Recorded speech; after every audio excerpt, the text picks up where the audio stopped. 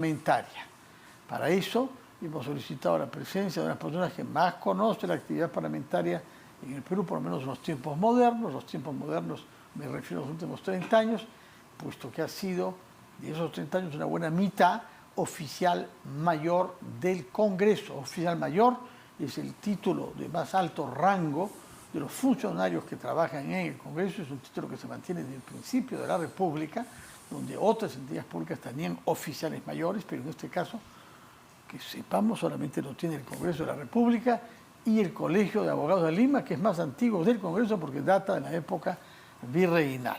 Estoy hablando naturalmente del señor José Che Vasco, al que saludo y agradezco Fernando, buenas tardes. Por su presencia. Gracias por la invitación, Fernando.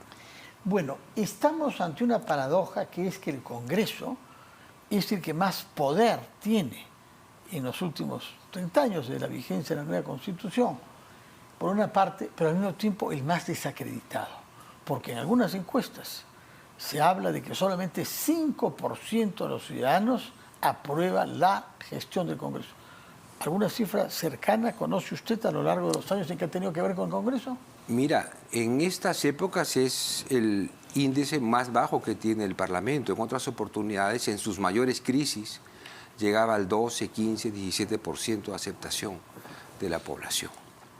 Sin embargo, es bueno también que la población sepa de que los congresos en el planeta no son amados ni queridos, porque justamente esa es su propia naturaleza. Son representantes de la nación, la población no se siente siempre identificados con esos representantes, ni mucho menos con las decisiones corporativas que puede tomar el Parlamento.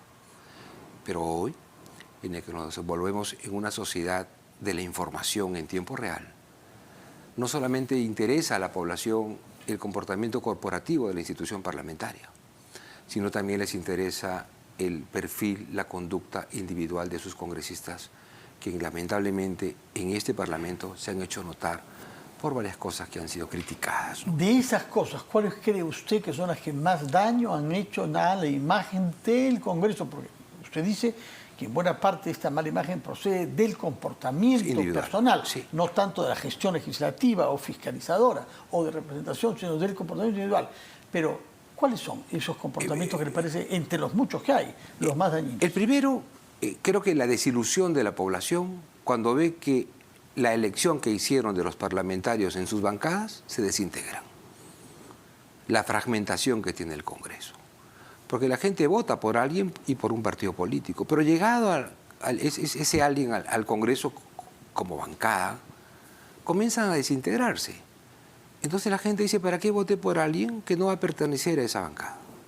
En segundo lugar, los líos de carácter éticos que han existido, los famosos muchasueldos, conductas también, creo yo, cuestionables a lo que se denominan a los parlamentarios niños, las rupturas de la bancada mayoritaria que fue Perú Libre, descomponerse en tantas mini bancadas, de tal manera que el Congreso de hoy tiene más de 12 bancadas y las más numerosas son los parlamentarios que no tienen bancadas. Los no agrupados. 19, los no agrupados, son 17. Cerca de 22, o 16 cerca de los 22 que tiene la Fuerza Popular. Exacto, entonces 22 es la primera fuerza que tiene hoy Fuerza Popular.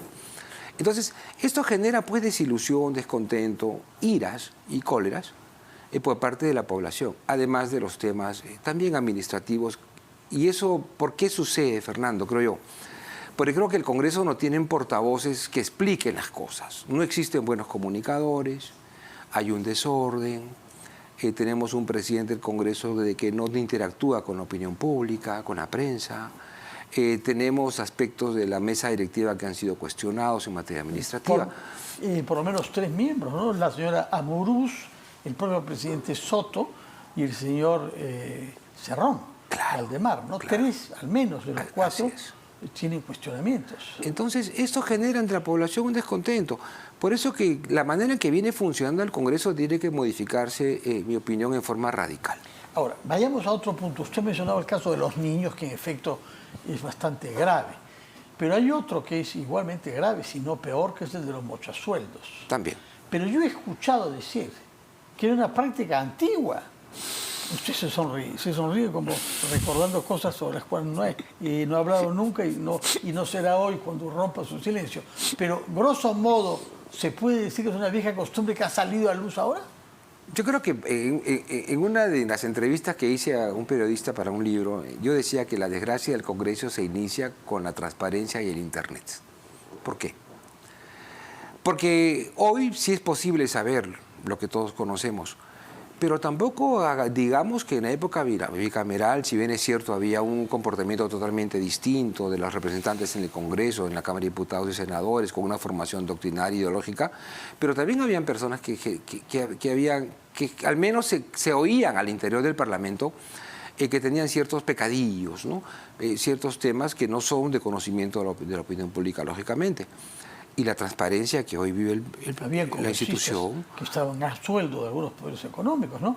Se hablaba incluso de la bancada Banquero Rossi, sí. Cuando Banquero Rossi era uno de los hombres más poderosos del Perú por la línea de pescado, ¿no? Y recordemos también que el propio funcionamiento del Congreso, y en esto muy pocas personas reparan, Fernando, las sesiones se iniciaban a las 5 de la tarde, no a las 9 de la mañana. Y la gente decía, ¿por qué a las 5 de la tarde? Porque por debajo de las 5 de la tarde los senadores y diputados estaban en las empresas privadas también trabajando. De tal manera que el Congreso trabajaba martes, miércoles y jueves a partir de las 5 de la tarde, porque por las mañanas los parlamentarios estaban en otro tipo de actividad. Entonces la política tenía otro concepto en esa época. Yo, cuando ingresé al Congreso en los 80 y analizaba la estructura administrativa de los trabajadores del Senado, y yo me encontraba con grandes apellidos en la estructura administrativa. Teníamos a los descendientes de Bolognesi como empleados. Teníamos a familiares de los Miro Quesada, del diario El Comercio. Y si tú comenzabas a estructurar, te dabas cuenta que la superestructura administrativa era el reflejo de la estructura política del funcionamiento del Senado en esas épocas. O sea, era un Congreso en esas épocas mucho más clasista que el que podemos tener hoy, donde... Más representativo de nuestra diversidad. Exacto, hoy sí. Antes no lo era así. Ahora, veamos ya no aspectos éticos y personales, sino aspectos del funcionamiento orgánico. Se dice que este es el Congreso que más comisiones extraordinarias tiene. Es decir, además de las 24 comisiones regulares, a donde tienen que inscribirse los que están afiliados a bancadas, han creado, me parece, 10, se calcula el monto, es bastante considerable el dinero que supone. ¿Esto es razonable? No. Esto es un récord, no ha habido nunca tantas comisiones. Existen más de 50, entre 54 y 56 comisiones entre las ordinarias y las especiales y de investigación. Esto no ha pasado Solo nunca. 24 ordinarias. Las ordinarias son las 24 que establecen el reglamento. O sea, hay 30 que son producto, digamos, de la coyuntura y, ¿por qué no decirlo?, de la negociación política que existe ante un Congreso fragmentado. Como hay tanta fragmentación, la estabilidad política de la mesa directiva de turno depende de la voluntad de cada bancada. Entonces es práctica política decirle, bueno, nosotros te vamos a apoyar, señores miembros de la mesa, pero necesitamos que se conforme esta comisión especial, esta comisión investigadora, de manera de que el apoyo político que puedas tener también va a depender de la posibilidad que nuestra bancada pueda gobernar una o dos comisiones especiales o investigadoras. Y por eso es la proliferación, por eso es que, en mi opinión, la fragmentación del Congreso hace demasiado daño, porque no permite los acuerdos, hay mayores negociaciones de tipo político, y también el gobierno, a no tener una mayoría parlamentaria, usa a algunos parlamentarios de forma individual de diferentes bancadas para buscar esa estabilidad política que el gobierno no puede tener porque no tiene su propia mayoría.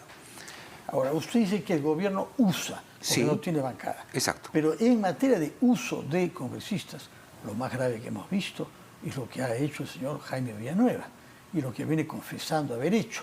Porque coordinadores parlamentarios han habido siempre. Siempre. De los ministerios, de los partidos, siempre, incluso de intereses extranjeros. Es normal que la embajada china quiera conversar con tales y cuales y aclarar. Bueno, eso es normal, coordinadores. Y es normal que hayan lobistas, sí, es decir, personas que representan empresas. No sé si hay muchos inscritos en la lista oficial de lobistas. Yo conocía de una sola en un momento dado. No sé si usted conoce de más ahora. Hubo solo una empresa de lobistas que se inscribió como tal en el Parlamento. Porque no querían... el registro parece que no es algo que les convenga, ¿no? La transparencia de esas cosas. El lobismo existe, es una institución política... Representaron su decisión de empresa de manera franca, claro, directa. Y que la gente sepa, no estima plata El lobismo existe porque las decisiones que va a tomar un político muchas veces las toma en forma desinformadas. Entonces, la institución privada, ¿qué hace? Le hace notar a quien va a tomar la decisión política cuáles son los efectos de la ley que va a aprobar, quiénes ganan y quiénes pierden. Mientras sea transparente y claro. Lo que pasa es que en este caso, en el caso del Ministerio Público, estamos ante un funcionario como Jaime Villanueva, que de confesión propia pasaba buena parte de su tiempo consiguiendo votos y aliados para su jefa, quien lo nombró, en el Ministerio Público, pese a haber sido expulsado del Ministerio Público por Pablo Sánchez. Claro. Lo habían echado por falta. Y la señora Benavides lo restablece varios años después, sabiéndose los malos antecedentes que tenía. Y el señor Villanueva cumple aparentemente lo que le piden. Es difícil imaginar que se le ha ocurrido a él todo lo que los chats muestran. Algo de ese tipo conocía usted, repito, no es un coordinador parlamentario, es un funcionario de alto nivel del Ministerio Público que iba al Congreso y que hablaba con unos y otros, tal y como los chats han puesto en evidencia. Mire, de esas características hay diversos tipos de funcionarios que asisten al Parlamento. El caso de los coordinadores parlamentarios es uno, donde el coordinador parlamentario se registra previamente con una comunicación. Tiene un funcionario que Exacto. hace... Sí. Pero hay personas también que, no teniendo el rótulo de coordinador parlamentario, realizan función de facto de coordinación parlamentaria. Y eso tiene que ver también porque en los presupuestos de las instituciones del Poder Ejecutivo y de otras instituciones del Estado no contempla el número real de coordinadores que debe tener una institución. Pero en ese caso, para entrar necesitan un permiso especial de alguien, sea de un congresista o de un funcionario, o del oficial mayor. Sí, es solicitado. Generalmente lo solicita la persona, al congresista o a la oficina que vaya a asistir este funcionario. Y se le otorga el permiso necesario para que ingrese y puede movilizarse al interior del Congreso como mejor le convenga, ¿no? Hay otro tema que tiene que ver con el funcionamiento orgánico, que es la atribución de bonos, aguinaldos y beneficios pecuniarios de diversos tipos a los trabajadores en general y entre ellos a los 130 congresistas. Este fin de año creo que hemos batido un récord. Algunos dicen que lo que han terminado por meterse al bolsillo los congresistas de más de 50.000 soles, o cerca de ahí. Casi 44.000 soles. Y algunos han hecho un cálculo superior a 50.000. Hay algunos diarios que han sacado N caratos, no lo sé. Pero en todo caso, ¿esos montos los habíamos visto antes, que se duplique el salario?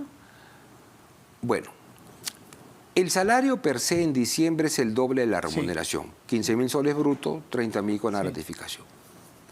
A ello hay que sumarle los 7.700 soles por función de representación. No estamos hablando sin aplicar el impuesto. Sí. Y luego los 4.000 soles de la, digamos, de la... 41. Sí. Hubo un bono de 10.000 soles. Ese bono... 51. Exacto. Ya. Ese bono que se ha otorgado como liberalidad por parte de la mesa directiva a favor de los congresistas es el que, digamos, en la última etapa del año es que ha generado un incremento considerable, ¿no? Y eso cae muy mal, ¿no? Porque la Navidad es una época difícil para muchos peruanos. Muchísimo. Que no tienen cómo poner una mesa navideña para sus hijos. Pero ver que quien tiene el poder de decidir lo hace en su beneficio, realmente es chocante. Y cuando uno escucha andar a los congresistas decir, esto es lo que yo me merezco, por favor, sepa usted en qué país está hablando y delante de qué público, ¿no? Lo que le falta al Congreso es transparentar las cosas, creo yo. Mira, para ser un poco justos también con los congresistas, a quien yo conozco. El parlamentario no goza de vacaciones. Aquí entre nos no hay sesiones plenarias hasta marzo próximo. No, pero, esos 2 meses y medio. Pero hay que también entender cuál es la naturaleza de los recesos parlamentarios. Sí, sí. El receso parlamentario, como bien lo sabes, no es una vacación. Es un periodo por el cual el Congreso descansa para que el gobierno pueda trabajar bien. Las comisiones del Congreso siguen funcionando. Otros funcionarios... Todo trabaja al ritmo del verano, ¿eh? Tampoco no, los pero, presente como mártires. No digo que trabajen con digamos, de la manera en que lo hacen en periodos ordinarios de sesiones, pero el Congreso se mantiene trabajando. Lo que quiero transmitir es algo también. Históricamente, los que conforman el Parlamento son personas de clase media. El parlamentario, por un lado, legalmente no goza de unas vacaciones. El parlamentario, a diferencia de otros altos funcionarios públicos, goza, por ejemplo, no goza de la escolaridad, que es un beneficio que también se les ha quitado. Pero goza de aguinaldos y le duplican el salario. ¿Cuántas veces al año? 2 al menos, ¿no? Por lo menos 2. Claro. Pero lo que quiero decir, ¿qué cosa es, Fernando? El Congreso tiene en su contra la transparencia de la información. Yo he notado que en otras instituciones públicas no hay la transparencia con la cual el Congreso se mantiene. ¿Cuál, por ejemplo? Porque sabemos todo ahora. Por ejemplo, mira, en la propia Contraloría General de la República tienen sus bonos, gozan de los beneficios de escolaridad, vacaciones, en la Superintendencia de Banca y Seguros, en el Banco Central de Reserva, en el Poder Judicial, tienen sus vacaciones Pero de no 30 son días. cifras secretas, ¿ah? No Pero, son cifras. pero vamos al hecho de que la transparencia en el Congreso también le juega en contra a la propia institución porque es una entidad parlamentaria. política y es objeto Exactamente. más acucioso. Ahora, hablemos ahora sobre la producción legislativa. Correcto. ¿Cuál de las leyes aprobadas este año le parece a usted que le ha hecho más daño al Congreso? Luego hablaremos de las que eventualmente le han hecho bien, si las hay, pero de las leyes aprobadas. La de los profesores, por ejemplo, ¿no? que permite el bachillerato, mantener el bachillerato. Todo lo que es el laxismo, todo lo que es el nivel mediocre de nuestra Totalmente. educación. Yo creo que eso ha sido lo peor que ha tenido el Congreso. Más que, por ejemplo, la ley sobre colaboración eficaz. Son cosas totalmente distintas, Sí. pero en ese tema de la colaboración eficaz también, creo que es una ley que no le beneficia a la imagen del Congreso. Creo que el Congreso más que nunca debe esforzarse por establecer los mecanismos legales para que existan lucha contra la corrupción frontal. Y creo que también el Parlamento ahí también creo que no ha actuado correctamente. Se ha discutido mucho en los últimos tiempos una ley forestal. Y hay la sensación en algunos ambientes Hay la de que es sensación, una ley sí. laxista frente a la deforestación que no va a generar problemas con la comunidad internacional. No se trata ahora de derechos humanos y decir yo no acato a la Corte. No, acá no vienen tus productos. Simplemente no va a entrar café peruano ni chocolate peruano y otros productos de la Amazonía si es que no se respetan condiciones impuestas para evitar que haya deforestación. Eso no es broma. No es broma. Es el comercio, son los ingresos para nuestro país. Exactamente. Creo que allí, creo que es momento, dada la naturaleza de la ley que nos acabas de nombrar, de establecer mayores y mejores mecanismos de debate que no existen.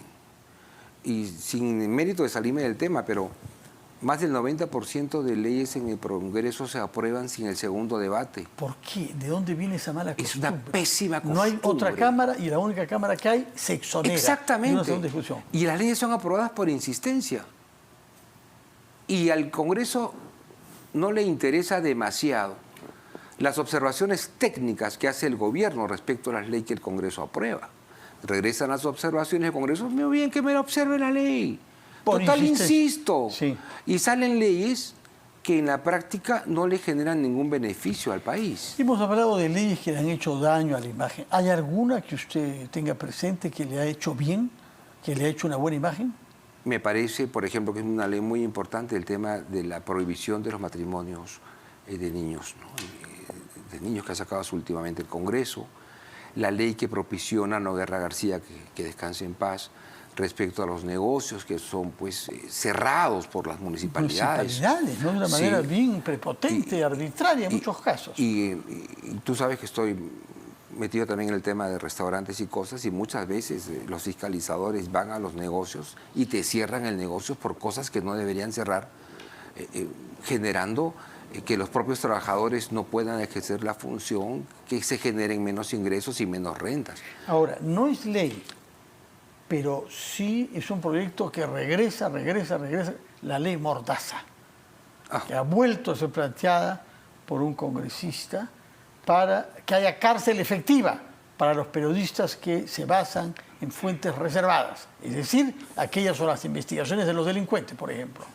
En mi opinión, son pensamientos de dictadores en potencia, ¿no? O sea, yo no podría, como legislador, propiciar lo que vayan contra la libertad de expresión, ¿no? Ni la libertad de pensamiento. Y estas cosas, pues, son las que hacen daño al Congreso, pues. Porque la sociedad, la opinión pública, jamás podría estar a favor de una norma que prohíba el hecho de que alguien realice el periodismo en forma libre e independiente. Dos últimas preguntas técnicas.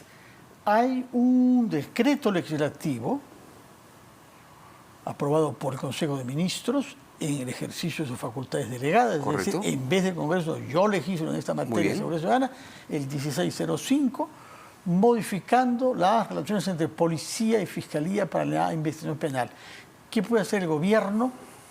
¿Qué puede hacer el Congreso? Supuesto que no estuviese de acuerdo con este decreto legislativo. Muy bien. Los decretos legislativos que son dados por el gobierno en función a delegación de facultades pasan a un órgano recientemente creado al interior del Congreso, que es la Subcomisión de Control Político. Esta Subcomisión de Control Político es la encargada de ver, en principio, si el decreto legislativo expedido por el gobierno está dentro de las facultades legislativas que el Congreso le dio. En un periodo de máximo de 3 meses, esta subcomisión de control tiene que emitir un informe. De manera que si esa ley está fuera de la norma dada, de la delegación dada, tiene que derogarse para que no se efectuase. Pregunta final. Algunos congresistas quieren que se convoque un pleno para destituir a los miembros de la Junta Nacional de Justicia. Para eso se necesita reunir un número de firmas que creo que no tienen por ahora. No tiene. Pero hay un precedente en que ni el presidente quiso convocar al pleno, ni el vicepresidente, pero un oficial mayor, no me acuerdo bien quién era, usted no lo podrá decir, convocó él. ¿Cómo es posible que usted fue? Algo me decía que decía usted. Bueno, ¿cómo así el oficial mayor convoca al pleno en vez del presidente y vicepresidente? El reglamento dice artículo 50, ¿no? Estas sesiones extraordinarias, son 78 firmas, correcto. Y dice lo siguiente: el presidente está obligado a convocarla si recibe el pedido con 78 firmas. Si no lo hace el presidente, lo hace el vicepresidente, cualquiera de ellos. Pero si no lo hacen los vicepresidentes, lo hace el oficial mayor. Y lo hizo usted. Y tuve que hacerlo. En ese momento el presidente... Perdió el trabajo. A mérito, no lo perdí, porque sucedió algo, medio que una cosa que será del destino, ¿no? ¿Qué sucede? Que primero mi presidente me decía, no hagas sesión, no convoques. Y yo decía, tengo el reglamento, ¿cómo no voy a convocar? Así que voy a convocar, y convoqué. Pero cuando se reúne el Congreso a realizar la sesión extraordinaria, ¿qué sucede? Pasamos lista, el relator pasa la lista, pero no se llegó al quórum. Entonces los parlamentarios de oposición fueron pues a quererme levantar en peso, porque pensaban que ya había hecho algo raro. Pero ¿qué pasaba? Para terminar, la cantidad de licencias de las personas que dijeron no voy a ir y presentaron una licencia, hicieron que el quórum se altere y que no haya el número para que la sesión se realice. Bueno, señor Chevasco, muchas gracias por haber estado con nosotros, por haber hablado de la manera más objetiva posible y educada y respetuosa, pero crítica, sobre lo que ha sido el Congreso de la República a lo largo del año 2023. Ojalá que se reconcilie un poco con la opinión pública, que es muy severa, porque la última encuesta revela que apenas 5% de los peruanos tienen una buena imagen de los congresistas en general. Muchas gracias, que tenga usted un feliz fin de año y que podamos contar con usted el próximo año desde que se inicie la actividad parlamentaria intensa, quizá en marzo, pero quizás hay un pleno extraordinario antes, no lo sabemos. Muchas gracias, señor Chevasco. Muy buenas noches.